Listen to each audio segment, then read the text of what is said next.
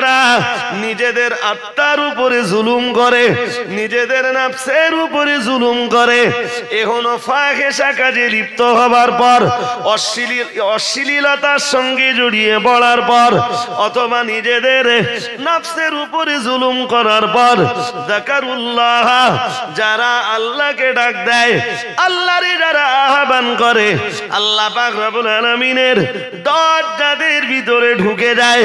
ও বাবাজিরা ভাইরা, এরপরে মহান আল্লাহ বললেন ফাস্তাগফারু লিযুনুবিহিম, এই অশ্লীলতা, এই ফাহিশা কাজের সঙ্গে জড়িয়ে পড়বার পরে যারা নিজেদের গুনাহ মাফির জন্য আল্লাহর কাছে ক্ষমার আবেদন করে, মহান আল্লাহ জানিয়েছেন ওমাইয়া গফিরুয যুনুবা ইল্লাল্লাহ, মহান আল্লাহ জানিয়েছেন আল্লাহ পাক রব্বুল আলামিন তাদের ফাহিশা, তাদের অশ্লীলতার গুনাহগুলোকে মাফ করে দেন। আর একটু মন খুলে বলুন, আরো আওয়াজ দিয়ে বলুন। আল্লামা মাহমুদ আলুসি এই আয়াতের তাফসীর লিখতে গিয়ে লিখেছেন, এই আয়াত নাযিল হওয়ার পরে ইবলিস খুব চিল্লেছিল। মন দিয়ে শুনুন, খুব ইবলিস খুব চিল্লাচ্ছিল। ইবলিসের সৈনিকরা জিজ্ঞেস করলো, সোলজাররা জিজ্ঞেস করলো, সাঙ্গপাঙ্গরা জিজ্ঞেস করলো, গুরু তুমি এত চেল্লাও কেন? তাহলে তোরা জানিস নে, আজ কোরআন শরীফের এমন একটা আয়াত নাযিল হয়েছে, আমি বনি আদমকে, আদমের সন্তানদেরকে ফাহিশা কাজে লিপ্ত করবার পরেও তাদেরকে টেনে আমি জাহান্নামে নিয়ে যেতে পারবো না। তার মানে এইটা যে তারা পাপ করার পরেও আল্লাহর কাছে ক্ষমার আবেদন করলে আল্লাহ তাদের এই ফাহিশা কাজের গুনাহগুলোকে মাফ করে দিবেন। আরেকটু মন খুলে। তাই আমি খুব চিন্তায় পড়ে গেছি আর এত চেল্লাচ্ছি। জি, আল্লামা মাহমুদ আলুসি রহমাতুল্লাহ আলাইহি স্বরচিত তাফসীরে তিনি লিখেছেন, ইবলিস এই মাটিতে হাত মারছিল, মাটিতে হাত মেরে যা ধুলো লেগে যাচ্ছিল না, ওই ধুলো মাথায় ঘষছিল। মানে মাথা কাজ করতেছে না যে আল্লাহ আজকে কোরআনের যা আয়াত নাযিল করেছে, আমি ওদের পাপ করানোর পরেও ওরা একাগ্র চিত্তে আল্লাহর কাছে ক্ষমা চাইলে আল্লাহ ওদেরকে ক্ষমা করবেন, এই জিনিস সহ্য করা যায় না। ইবলিসের সৈন্যরা বলল, গুরু, মন দিয়ে শুনতে হবে, বলল গুরু তাহলে একটা রাস্তা বার করতে হবে আমাদের। তাহলে কি বার করবি? তাহলে মানুষের পাপ করার পরে যাতে মানুষ তওবাটা না করে, মানুষের মনের ভিতরে এইরকম একটা টেন্ডেন্সি আমরা তৈরি করে দেব। এইরকম গোনা করার পরে মানুষ যেন সেই গোনার কাজটাকে নিজের জীবনের গর্ব মনে করে। শুনছেন নাকি? এই পর্যন্ত মনে রাখুন, তারপর আর এক ধাপ বলবার পরে একটু ধৈর্য ধরুন, আর এই পর্যন্ত মনে রাখুন। আজকে সমাজে দেখবেন খুব কঠিন কঠিন গোনাহে যারা লিপ্ত, এই গোনাটাকে তারা গর্বের বিষয় মনে করে। বাস্তব দৃষ্টান্ত দিয়ে আমি বোঝাইনি, একটু পরে দৃষ্টান্তটা দিচ্ছি। এক্ষুনি যেটা দরকার আপনাদের জন্য সেটা হলো কোরআন শরীফের 4 পারা সূরা আলে ইমরানের এই আয়াতটা কেন নাযিল হলো, নুজুলের প্রেক্ষাপট, পটভূমিটা একটু জেনে নেন। এবার একজন আনসারী আর একজন সাকাফি, এ বোধহয় আপনারা শোনেননি কোনোদিন। একজন আনসারী বলুন, আর একজন সাকাফি, মানে সাকিব গোত্রের লোক, আর মদিনার আনসারীদের আর একজন। এই দুইজনের ভিতরে আখা রাসূলুল্লাহি সাল্লাল্লাহু আলাইহি ওয়াসাল্লাম বাইনাহুমা, রাসূলুল্লাহ এই দুজনের ভিতরে ভ্রাতৃত্বের বন্ধন প্রতিষ্ঠা করে দিলেন। সুবহানাল্লাহ। আর একটু মন খুলে। এ আবার ভাতৃত্বের বন্ধন বলেছি, এটা আবার বুঝতে পারতেছেন কিনা তাও জানি না। তা আরেকটুখান বলি, এই মক্কা থেকে যারা মদিনায় এসেছিলেন, মদিনার আনসারদের সঙ্গে মক্কার মুহাজিরদের মাঝে রাসূলুল্লাহ একটা ভাই ভাইয়ের বন্ধন তৈরি করে দিয়েছিলেন। একটু মন খুলে, কেরাম বন্ধন জানেন? যে তোর যদি এক কাঠা জমি থাকে, হাফ কাঠা তোর মুহাজির ভাইরে দিবি। ও তোর মার পেটের ভাই না, এরপরেও তোর যদি 2টা ঘর থাকে, তুই তোর মক্কার মুহাজির ভাইকে একটা ঘর দিবি। সুবহানাল্লাহ বলতে পারেন না? আর একটু মন খুলে। এই ভ্রাতৃত্ব বন্ধনের সময় প্রিয় নবী মুহাম্মদুর রাসূলুল্লাহ সাল্লাল্লাহু আলাইহি ওয়াসাল্লাম আনসারীদেরকে বলেছিলেন, ও মদিনার আনসারীরা, তোমরা হলে এখানকার স্থানীয়, তোমাদের যদি 2 কাঠা জমি থাকে, 1 কাঠা জমি মক্কার মুহাজির ভাইকে দাও। প্রিয় নবী আরো বলেছিলেন, 2টা ঘর যদি থাকে, একটা ঘর তোমার মক্কার মুহাজির ভাইয়ের বসবাসের জন্য ছেড়ে দাও। ও বাবাজিরা ভাইরা, প্রিয় নবী আরো বলেছিলেন, 2টা খেজুর বাগান যদি থাকে, একটা খেজুর বাগান তোমরা তোমাদের মক্কার মুহাজির ভাইকে দিয়ে দাও। ও বাবাজিরা ভাইরা, আর রাসূলুল্লাহ বলেছিলেন, মক্কা থেকে যারা মদিনায় হিজরত করে এসেছেন, ওদের অনেকের স্ত্রী নেই। আমি মুহাম্মদুর রাসূলুল্লাহ সাল্লাল্লাহু আলাইহি ওয়াসাল্লাম বলছি, ও মদিনা শরীফের আনসারীরা, তোমরা যারা স্থানীয় বাসিন্দা আছো, তোমাদের একের জায়গায় একাধিক বিবি যাদের আছে, একটা বিবি রেখে বাকিদেরকে তালাক করে দিয়ে তোমার মক্কার মুহাজির মুসলমান ভাইয়ের সঙ্গে বিয়ের ব্যবস্থা করে দাও। আর একটু মন খুলে বলুন।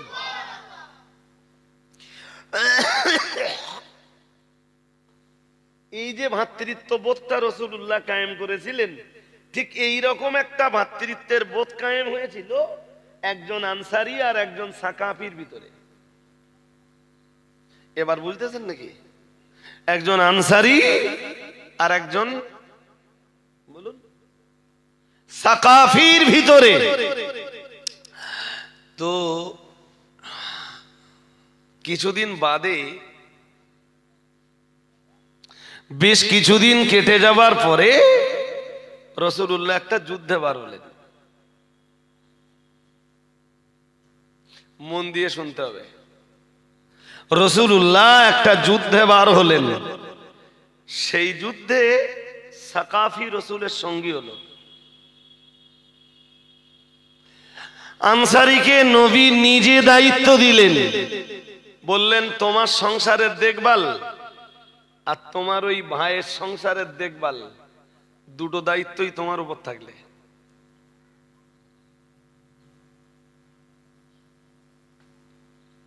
এই কথাগুলো মন দিয়ে শুনতে শুনতে শুনতে শুনতে দেখবেন আমরা একটা স্বচ্ছ ধারণার জায়গায় যাব ইনশাআল্লাহ। আনসারী সাকাফি রাসূলের সঙ্গে যুদ্ধে চলে গেল। আনসারী নিজের সংসারের দায়িত্বও তার উপরে, আর সাকাফির বাড়ির দায়ভারও। কিছুদিন কেটে গেল, তা যুদ্ধে গেছে মানে খুব তাড়াতাড়ি ফিরবে, সময় যাবে তো। এখন একদিন এই সাকাফির স্ত্রী গোসল করছিল। গোসল করা অবস্থায় আনসারী দৃশ্যটা দেখলো। হয়তো গোসল করছিল সুপ্ত জায়গায়, আরে আনসারী সুপ্ত জায়গার গোসল করার দৃশ্যটা দেখছিল হয়তো খুব চালাকির সঙ্গে। সাকাফি মদিনায় নেই, ওর ভিতরে ঢুকে গেল শয়তান। সাহাবীর ব্যাপারে বলছি তো, আল্লাহ আবার আমার ক্ষমা করুন। কিন্তু ওইটাই কোরআন শরীফের 4 পারা সূরা আলে ইমরানের 135 নম্বর আয়াতের নাযিল হওয়ার কারণ। মনের ভিতরে উদয় হলো, মনের ভিতরে চঞ্চলতা অস্থিরতা তৈরি হলো, এমনকি সাকাফির স্ত্রীকে পাবার জন্যে আনসারি পুরো দেওয়ানা হয়ে গেল।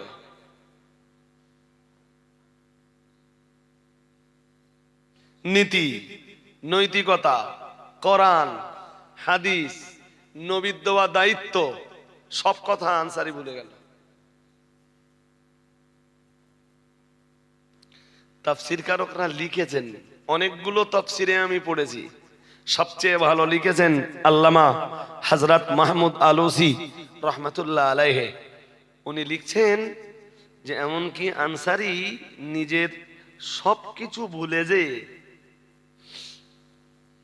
সাকাফির স্ত্রীকে চুম্বন করার জন্য এগিয়ে গেল। নাউজুবিল্লাহ বলুন, আরেকটু জোর, আরেকটু আওয়াজ দিয়ে। এমনকি মহিলার গায়ে হাত দিয়ে তাকে স্পর্শও করলো, মহিলা হাতটা ধরে ফেললো, ধরে বলল তুমি তোমার ভাইয়ের আমানাতের খেয়ানত করছো।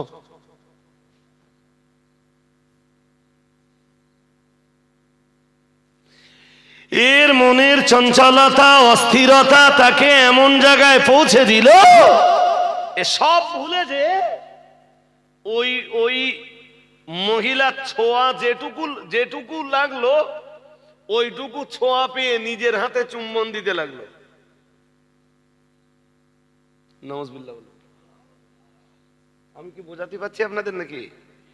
ওই যেটুকু মহিলাটাকে স্পর্শ করতে পারলো, মানে মহিলাকে স্পর্শ করতে যখনই গেল তখনই তো মহিলা হাত ধরে ফেললো, আর ওই যেটুকুই ছোঁয়া লাগলো ওতেই ও নিজের হাতে চুম্বন দিতে লাগলো। এবার আনসারি মহিলা বলল তুমি নীতি নৈতিকতা সব ভুলে গেলে,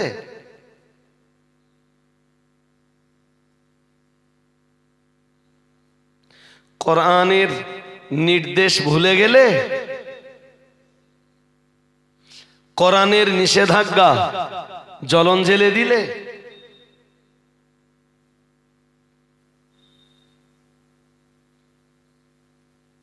আরে বাবা, একটা হাদিস এসেছে বুখারীতে, জানেন?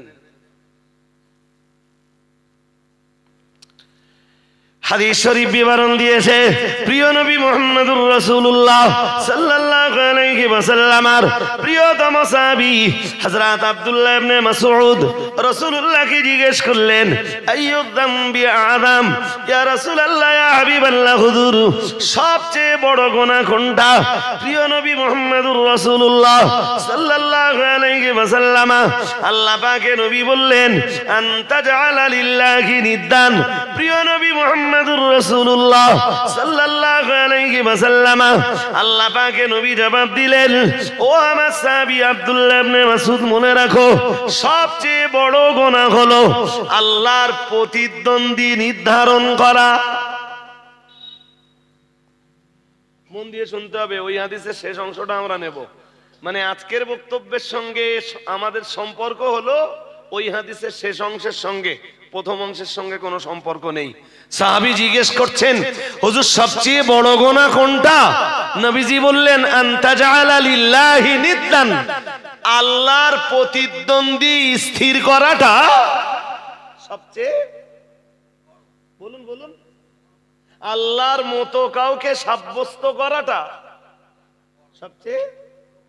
সবচেয়ে বড় গুনাহ। এক কথায় আপনাদের বুঝবার সুবিধার্থে শিরক করা সবচেয়ে, বেশ বুঝে গেছেন। 2 নম্বরে নবীজি বললেন আনতাকতুলা ওয়ালাদাকা, নবীজি বললেন সন্তান হত্যা করা, সন্তান হত্যা করা। তো এর ব্যাখ্যাটা আমি দিতে যাচ্ছি না এখন, ব্যাখ্যা দিলে তো অনেক গল্প বলতে হবে, সেসব গল্প আজকে আর আমার বলার সময় নেই। জি, তো 1 নম্বরে বললেন আল্লাহর প্রতিদ্বন্দ্বী স্থির করো। সাহাবী জিজ্ঞেস করলেন সুম্মা আইয়ুন, হুজুর তারপরে কোন গুনাহটা বলো? রাসূলুল্লাহ বললেন আনতাকতুলা ওয়ালাদাকা, নবীজি বললেন সন্তান হত্যা করা।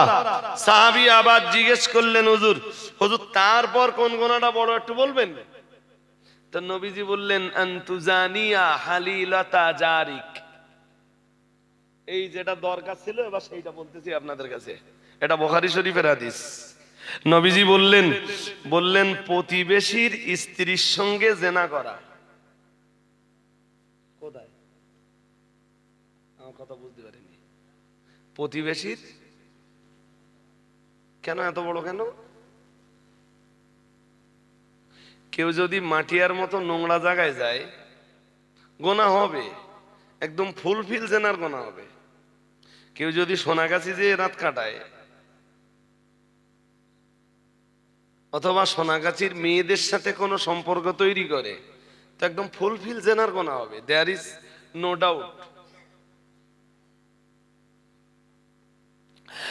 কিন্তু জেনা তো জেনাই।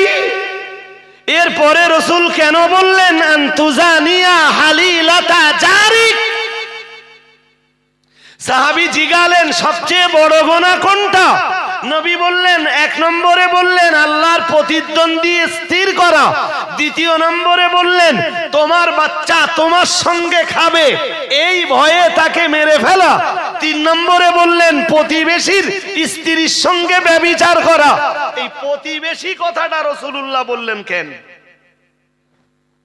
এর কারণ হলো আপনি বিদেশ যাবেন, ফর এক্সাম্পল মুম্বাইতে 6 মাস থাকবেন। অনেকে কাজের সুবাদে বাইরে থাকে না? আরে হ্যাঁ না বলে না, থাকে তো, বাইরে থাকে। তার বউ বাচ্চা আছে।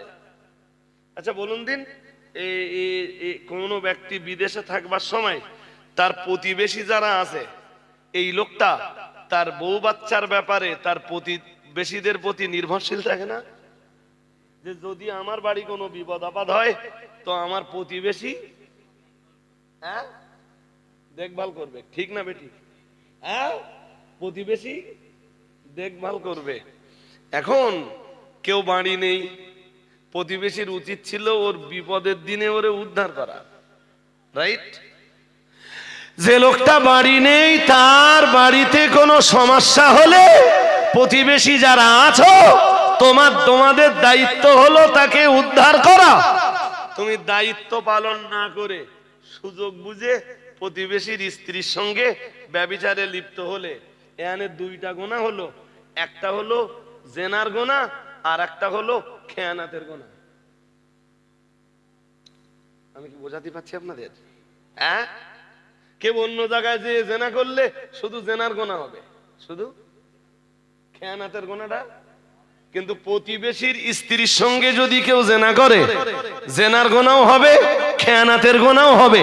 এই জন্য রাসূলুল্লাহ 3 নম্বরে বললেন সবচেয়ে বড় গুনাহ হলো, বলুন, প্রতিবেশীর স্ত্রীর সঙ্গে জেনা করা। আমাদেরকে আল্লাহ মাহফুজ রেখে দেন, বলুন আমিন। একটু জোর করে, আরো আওয়াজ দিয়ে। এই সাকাফি যুদ্ধের ময়দানে গেছে, বাড়ি কোনো সমস্যা হলে বাড়ির সমস্যা সমাধানের ব্যাপারে ওই আনসারীর উপরে নির্ভরশীল না? হ্যাঁ না বলে না? আরে বাবা, আমি এই কথাটা বোঝানোর জন্যই তো এই লম্বা করে আপনাকে এই হাদিসটা আবার টেনে নিয়ে এলাম।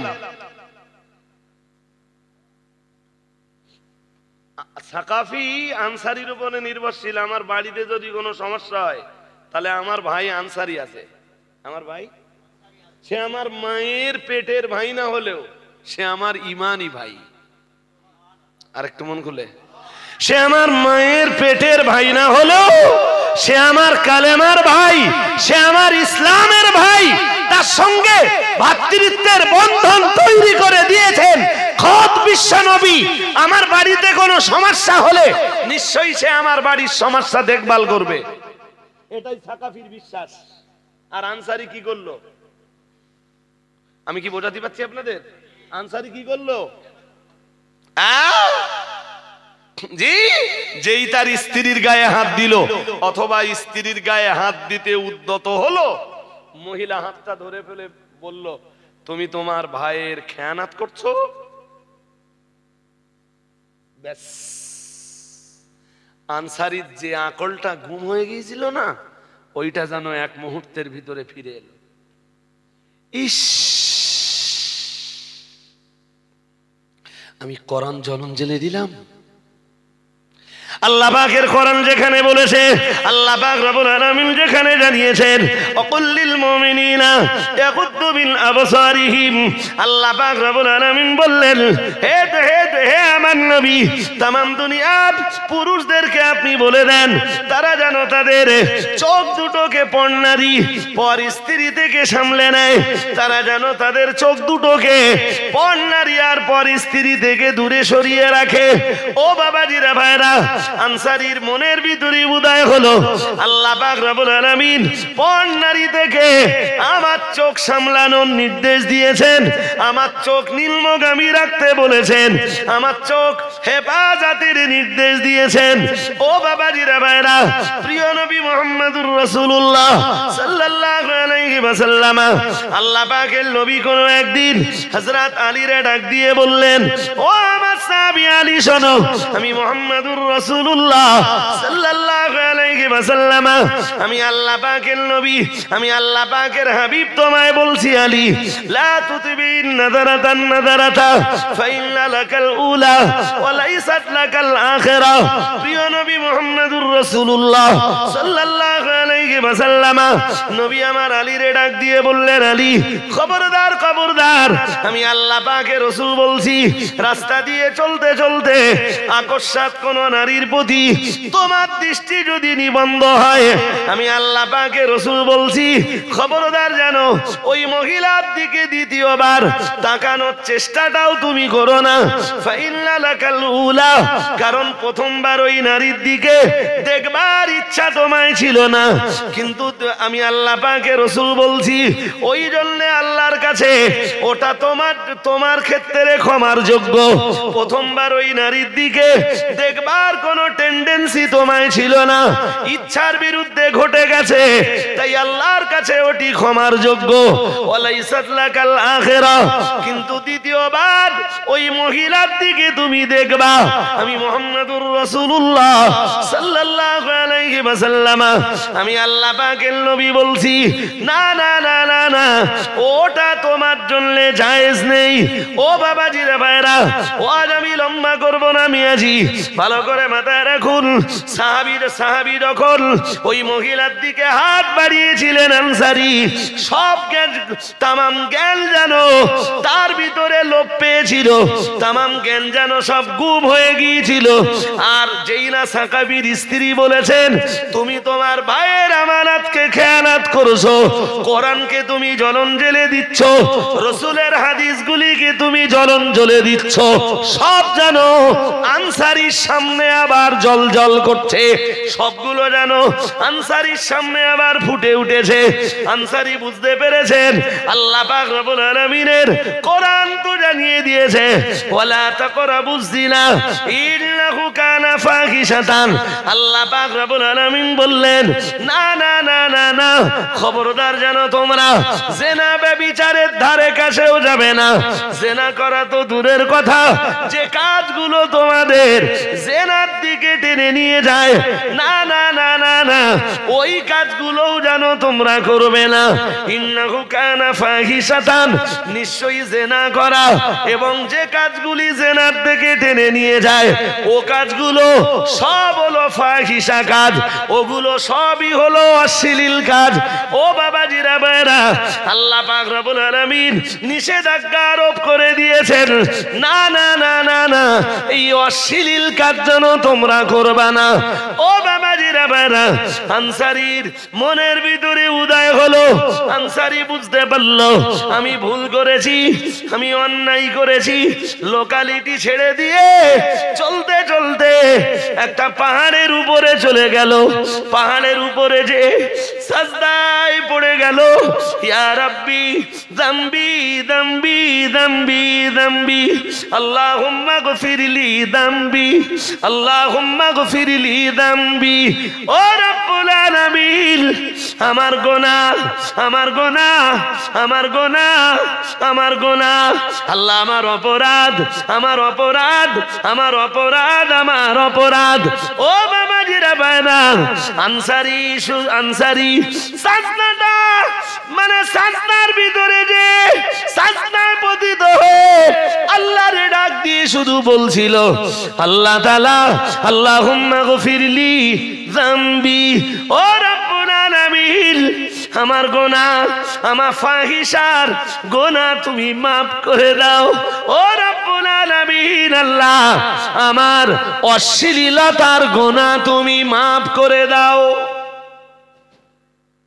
সুবহানাল্লাহ বলবেন না আর একটু মন খুলে এই হাত যখন বেরিয়েছিলেন তখন এই চেতনাটা বলো না এন চেতনা ফিরে পেয়েছে লোকালিটিতে আর নেই চলে গেছে পাহাড়ের উপরে সাজদায় যে শুধু একটাই কথা আল্লাহুম্মা গফিরলি যামবি আল্লাহুম্মা গফিরলি যামবি আল্লাহ আমার গুনাহ আমার কি গুনাহ করেছে কই জেনা করেছে তো উদ্যত হয়েছে হাতটা বাড়িয়েছে মহিলা হাতটা ধরে ফেলেছে সাহাবী তার জন্য লোকালিটি ছেড়ে কোথায় গেছে হ্যাঁ সাজদায় পড়ে গেছে গল্প বলছি না বলো সূরা আলে ইমরানের ওই আয়াতের ব্যাখ্যায় মুফাসসিররা যেমনটা লিখেছেন তেমনটা বলছি সাহাবী সাজদায় যে বলছিলেন কদ খুনতু আল্লাহ আমি খেয়ানত করেছি আল্লাহ আমি খেয়ানত করেছি আল্লাহ আমি আমার ভাইয়ের আমানতের খেয়ানত করেছি আর কাঁদছিলেন চোখ দিয়ে টপ টপ করে পানি পড়ছিল ইতিমধ্যে রাসূল যুদ্ধের ময়দান থেকে মদিনায় ফিরেছেন সাকাফি ফিরে আসতেছ না আরে হ্যাঁ না বলেন সাকাফি সব ফিরে আসতেছ তো হ্যাঁ এই কচি বস নাই সাকাফিও ফিরে আসতেছে ফিরে আসতেই সাকাফির স্ত্রী টোটাল বিষয়টা তার স্বামীর কাছে বলল আমি ফিরে আসবার পরে ওই জন্যে আমার সাকাফি ভাইকে পাচ্ছিলাম না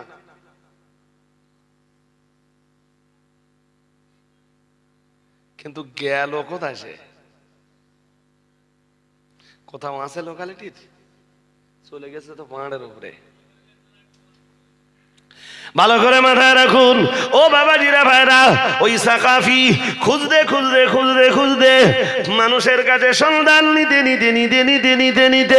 শেষ পর্যন্ত ওই পাহাড়ের কাছে চলে এলো যে পাহাড়ের উপরে নবীর ওই আনসারী সাহাবী সাজদায় পড়ে যে শুধু আল্লাহরে ডেকে বলছিলেন আল্লাহুম্মা গফিরলি যামবি প্রথম অবস্থায় বলছিলেন যামবি ও রব্বুল আলামিন আমার গুনাহ আবার বলছিলেন আল্লাহুম্মা গফিরলি যামবি ও রব্বুল আলামিন আমার গুনাহ maaf করে দাও আল্লাহ আমার গুনাহ maaf করে দাও আল্লাহ আমার গুনাহ maaf করে দাও ও বাবাজিরা ভাইরা আল্লাহ পাকের নবীর আল্লাহ পাকের হাবিবের ওই আনসারী সাহাবীর চোখ দুটো দিয়ে টপ টপ টপ টপ করে পানি গড়িয়ে পড়ছিল আনসারী মানে সাকাফি পাহাড়ের নিচে দাঁড়িয়ে আনসারীর কান্নার আওয়াজটা শুনতে পাচ্ছিলেন উঠতে উঠতে পাহাড়ের উপরে উঠে পড়লেন ও আমার আনসারী ভাই আর কাঁদতে হবে না মদিনা মুনাব্বারায় রাহমাতুল লিল আলামিন এসে হাজির হয়েছেন বিশ্বনবী যুদ্ধ ছেড়ে মদিনা মুনাব্বারায় ফিরে এসেছেন ও আমার আনসারী ভাই চলুন বিশ্বনবীর দরবারে যাই আপনি যে খেয়ানত করেছেন দেখি বিশ্বনবী রাহমাতুল লিল আলামিন আপনার এই খেয়ানতের ব্যাপারে কি ফয়সালা দেন ও বাবাজিরা ভাইরা আনসারী সাহাবীকে সঙ্গে নিয়ে সাকাফি রাহমাতুল লিল আলামিনের দরবারে পৌঁছানোর আগে আগে কোরআনের আয়াতটা নাজিল হয়ে গেল। সূরা আলে ইমরানের আয়াতটা আল্লাহ নাজিল করে দিলেন, ওয়াল্লাযীনা ইযা ফাআলু ফাহিশাতান।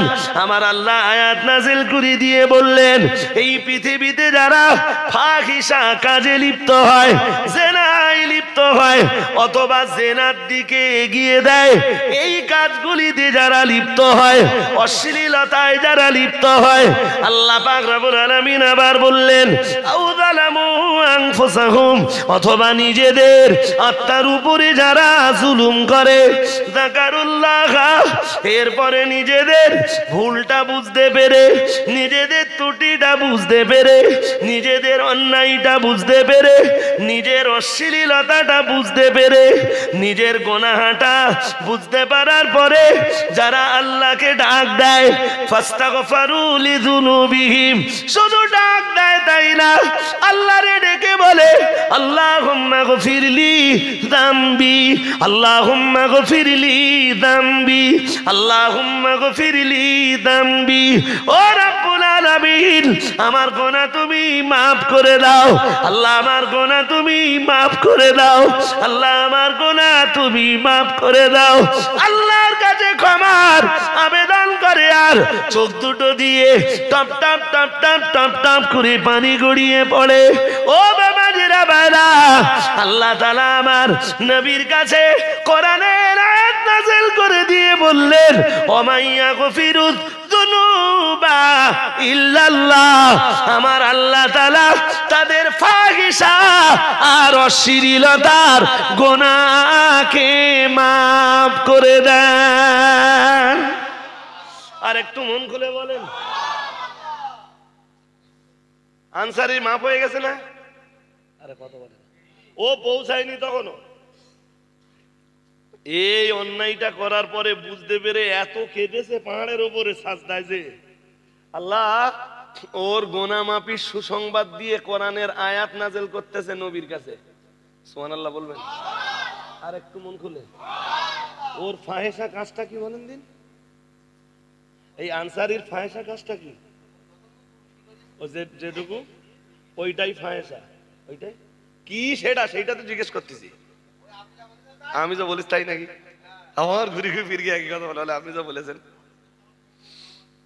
কোন অবৈধ নারীকে স্পর্শ করা এটাও ফাহিশা, এটাও। আরে বাবা, এইটা যদি না বোঝাতে পারি তো আমি পরের কথা কি করে বোঝাবো আপনাদের? কোন অবৈধ নারীকে স্পর্শ করা এটাও ফাহিশা। কথা কি বুঝতেছেন? হ্যাঁ, এবারে ওই শুরুতে ইবনে মাজাহ শরীফের একটা হাদিস পড়েছিলাম, ওইটা একটু মনে করেন দিন।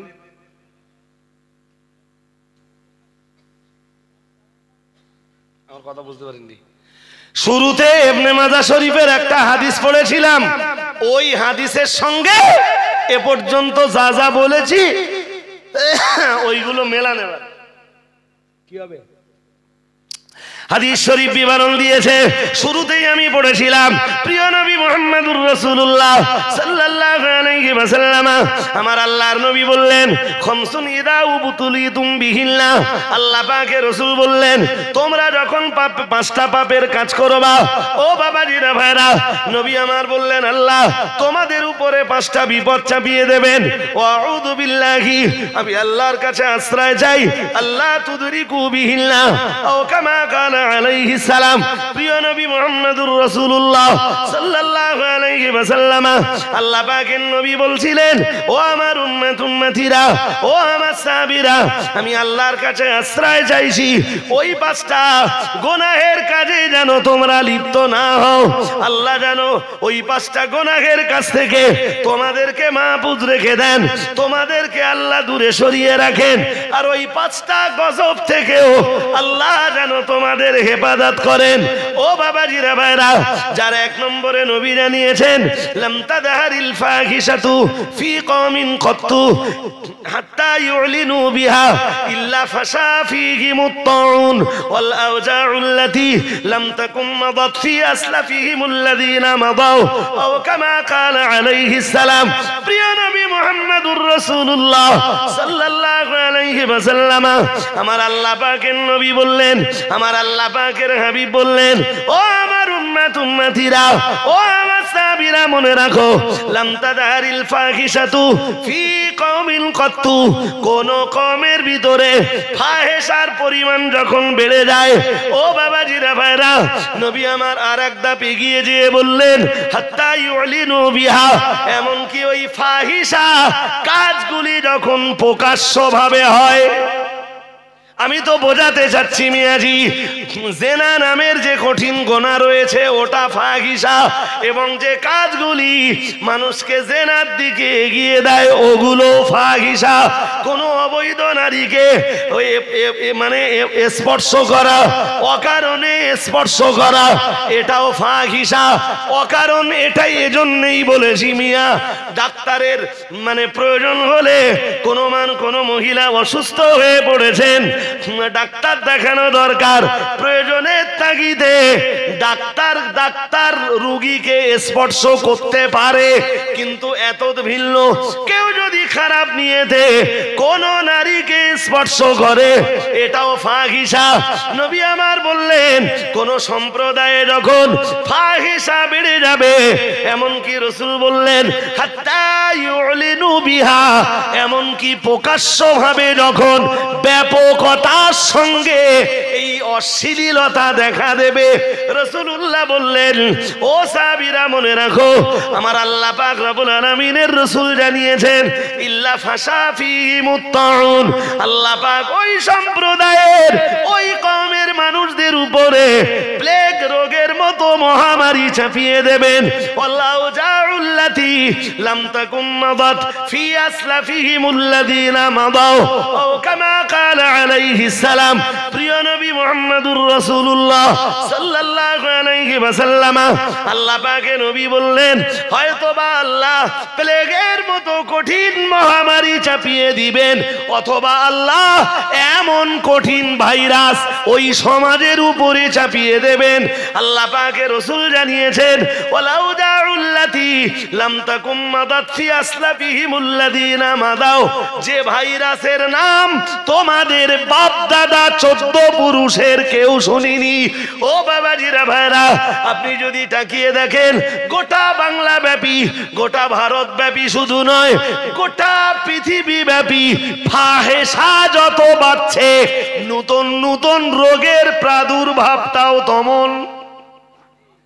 জোর করে বলুন, আপনি কি ভাবতেছেন নরেন্দ্র মোদী টিকা আবিষ্কার করলি এই করোনা দূর হয়ে যাবে?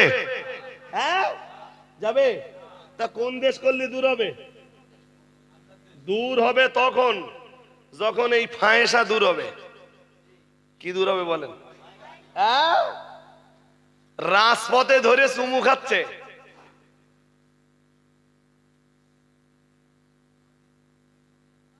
শুনতেছেন নাকি? কোথায় কোথায়? একজন এ অন্যায় করেছে, সে শাস্তি পেয়েছে, তারপরে ওরা প্রতিবাদের ভাষা হচ্ছে সবাই রাজপথে ধরে চুমু খাও। শুনতেছেন না ঘুমোচ্ছেন? ওইটাই রাসূল 1000 বছর আগে বললেন লাম তাদহারিল ফাহিশাতু ফি কওমিন কত্তু হাত্তা ইউলিনু বিহা। কি বললেন? বললেন ফাহিশা যখন বেড়ে যাবে, শুধু বাড়বে না, প্রকাশ্যভাবে হতে থাকবে। প্রকাশ্যভাবে শুনতেছেন? আনসারী সাহাবী সাকাফির স্ত্রীকে স্পর্শ করতে উদ্যত হয়েছে, মনে আছে নাকি? স্পর্শ করতে উদ্যত হয়েছে, তার বিরুদ্ধে আল্লাহ আয়াত নাযিল, তার বিরুদ্ধেই বলেন আর পক্ষেই বলেন, আল্লাহ যে আয়াত নাযিল করতেছেন এই সাকাফির অন্যায় আর তার গুনাহ মাফির ব্যাপারে, এই আনসারীর অপরাধ আর তার গোনামাপির ব্যাপারে ওই আয়াতের ভিতরে ফাহিশা শব্দটা আসতেছে, তার মানে আনসারী যতটা করেছে ওটাই ফাহিশা, ওটাই ও এটা যদি ফাহিশা হয় তা চলেন দিন আমরা আমাদের দেশে যত কলেজ আছে আর ইউনিভার্সিটি আছে, কোন কলেজ আর কোন ইউনিভার্সিটিতে ফাহিশা নেই এটা একটু দেখে আসি। সে ফাহিশা প্রকাশ্যে না অপ্রকাশ্যে? জোর করে বলেন। হ্যাঁ, আর মোটরসাইকেলে যেগুলো হচ্ছে, কলকাতার যত নাম করা পার্ক আছে, পার্ক গুলোতে যা হচ্ছে, আরে কিছু বলতেছেন না কেন, বলবেন তো। হ্যাঁ, তা দেশ জুড়ে এই এত ফাহিশা, এত অশ্লীলতা, এই এতক্ষণ অশোনার পরে এবার যারা আমার শুনতেছিলেন প্রথম থেকে, ফাহিশাটা আপনারা মোটামুটি কি বুঝে গেছেন? হ্যাঁ, ফাহিশা শুধু ওই পর্যন্ত সীমাবদ্ধ না। বলো, সুপ্রিম কোর্ট এক ফাহিশার অনুমোদন দিলে, মাটিয়ার মতো নোংরা জায়গার স্বীকৃতি আমাদের দেশের গভর্নমেন্টের, রাইট? আরে হ্যাঁ না, জোর করে বলবেন তো। এই অশ্লীলতা, এই ফাহিশা চলবে, দেশের সরকার তার অনুমোদন দেবে। লূত নবীর উম্মতরা যে পাপটা করত, শুনছেন? কোন নবী? যারে আরবিতে বলে লিওয়াতাত, ইংরেজিতে বলে হোমসেক্স, আর বাংলায় বলে সমকামিতা। আর তাও যদি বুঝতে অসুবিধা হয় বয়স্ক লোকের, তা খুব সহজ ভাষা হচ্ছে পুরুষে পুরুষে যৌন মিলন। নাউজুবিল্লাহ বলবেন। ভারতবর্ষের সুপ্রিম কোর্ট সেটারে অনুমোদন দিলে, নাউজুবিল্লাহ বলবেন। কি ভাবতেছেন কি এই ভাইরাসের টিকা আবিষ্কার করলে চলে যাবে? হাজেরিন, ওইটাই রাসূল হাদিসে বলেছেন, লাম তাদহারিল ফাহিশা ফি কওমিন কত্তু হাত্তা ইউলিনু বিহা ইল্লা ফাশা ফীহিমুত তাউন ওয়াল আওজাউল্লাতী লাম তাকুম মাদাত ফি আসলাফিহিমুল্লাযীনা মাদাউ আও কামা ক্বালা আলাইহিস সালাম। আজকে এই পর্যন্ত থাক, মুফতি সাহেব এসে গেছেন। নারায়ে তাকবীর, নারায়ে তাকবীর। সিলসিলায়ে মুজাদ্দিদুজ জামান, অল ইন্ডিয়া সুন্নাতুল জামাআত, মুফতি সাহেব হুজুর কিবলা, মুফতি সাহেব হুজুর কিবলা। নারায়ে